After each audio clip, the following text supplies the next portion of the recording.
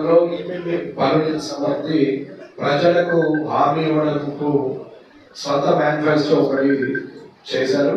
దాని పేరు పటేల్ గారి హామీ, మోదీ గారి గ్యారంటీ అని చెప్పి ఈ 7 కాన్స్టిట్యున్సీలకు సంబంధించి రాబోయే 5 సంవత్సరాలు ఇలాంటి పనులు చేయగలుగుతాం, ఏమేమి చేస్తాం అనేది ఆయన ప్రజలకు ఇస్తున్నటువంటి ఈ మేనిఫెస్టో ఈ రోజు బీబీ పాటిల్ గారు విడుదల చేస్తున్నారు.